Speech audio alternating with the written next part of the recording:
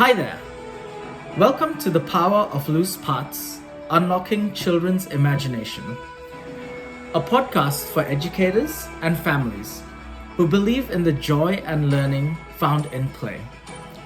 I'm Josh, your host, and today we are going to explore the Loose Parts play, an inspiring subject that is transforming early childhood education.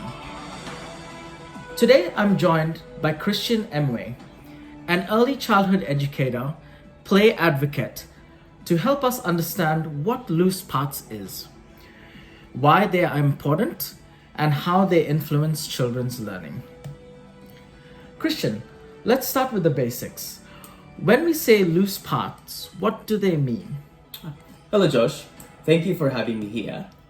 Before we begin, let's acknowledge the traditional custodians of the land we're recording from, the Turrbal and Jagera peoples here in Brisbane.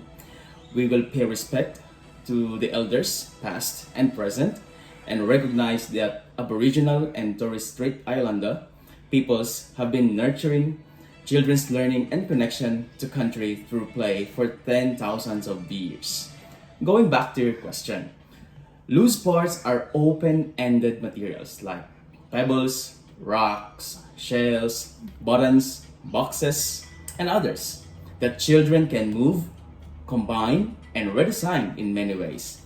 This concept actually was introduced from an architect, Simon Nicholson, in 1971, who believed that the richness of an environment depends on the opportunity for making connections.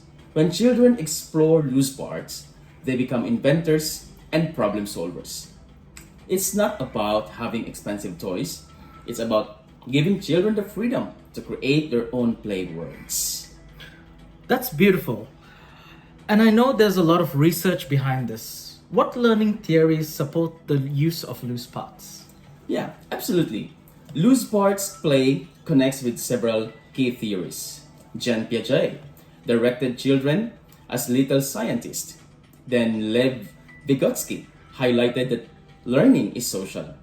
And James Gibson, who developed affordance theory, that the idea that objects offer possibilities for action. For example, a stick might afford steering, building, or pretending it's a fishing rod. That object's value comes from the child's imaginations. It's not what it's supposed to be.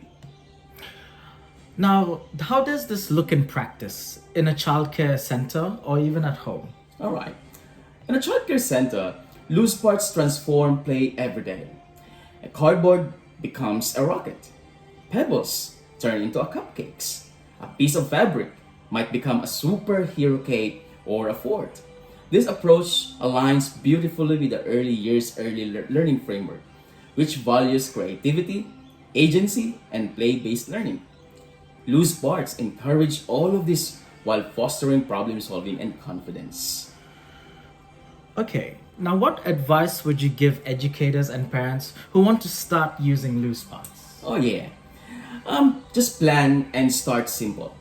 Collect natural or recycled materials out there like pine cones, boxes, fabrics, bottle cups. Offer them in a basket and let children decide what they become. The playwork principle reminds us that play should be freely chosen, personally directed, and intrinsically motivated. Our role is not to control play, but to create an environment where imagination can flourish. What a powerful message, Christian. Thank you for sharing your insights on loose parts and inspiring us to see everyday materials in a whole new way. My pleasure, Josh. Thank you for having me here. And remember, play isn't a break for learning, it's learning by itself.